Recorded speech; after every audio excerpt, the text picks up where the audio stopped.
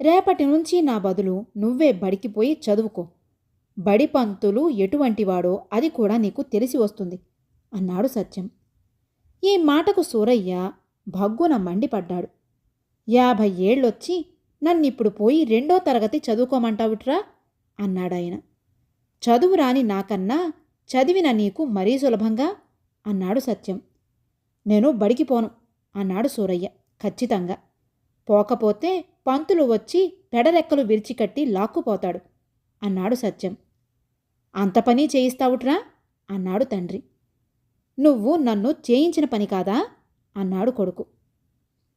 కాస్త ఆలోచించి సూరయ్య పంతులు బాగా కొడతాడా అని అడిగాడు. చచ్చేటట్టు కొడతాడు. పాఠం చదివినా కొడతాడు, చదవకపోయినా కొడతాడు. దండం దశగుణం భవేత్ అని ఆయన సిద్ధాంతం.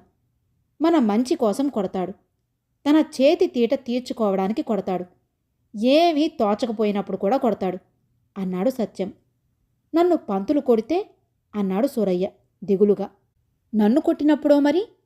దెబ్బలు కొట్టడం దగ్గర వెనకాడవద్దని ఆయనతో నువ్వు చెప్పలేదు అన్నాడు సత్యం రోషంగా. రూపాలు మారడం అలుసు తీసుకుని తన కొడుకు తన మీద ఇట్లా పగ తీర్చుకోవడానికి ప్రయత్నించడం చూస్తే సూరయ్యకు మండిపోయింది. కాని ఏం చెయ్యడానికి పాలుపోలేదు. నీ వేషాలు నేను సాగనిస్తాననుకున్నావా? నేనెవరో నువ్వెవరో ఇప్పుడే అందరికీ చెప్పేస్తాను. సులభంగా తప్పించుకుందామనుకున్నావు కామోలు అన్నాడు సూరయ్య రోషంతో. సత్యం బిగ్గరగా నవ్వాడు. అతని ధైర్యం హెచ్చసాగింది.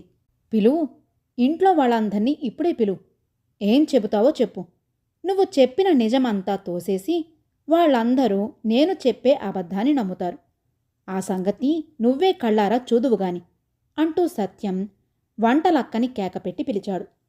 వంటలక్క వచ్చింది. చూడు సీతారామమ్మ, నేను సూరయ్యని. ఇదిగో వీడు సత్యం. మా ఇద్దరి శరీరాలు మారాయి అన్నాడు సూరయ్య వంటలక్కతో. వంటలక్క ముక్కు మీద వేరేసుకుని, హారిపిడుగా, నీకిదేం విపరీత బుద్ధి అంటూ సత్యం కేసి చూసింది.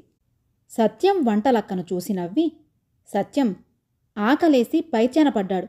తీసుకుపోయి తిన్నన్ని గారెలు ఆవడలు పెట్టు అన్నాడు. కుర్రకుంక అట్లా పేలుతుంటే మక్కెలు విరగదన్నాక గారెలు ఆవడలు పెట్టమన్నారా? మీ అలుసే వాణ్ణింతవరకు తెచ్చింది అంటూ వంటలక్క సూరయ్యను రెక్క పట్టుకుని తీసుకుపోయింది.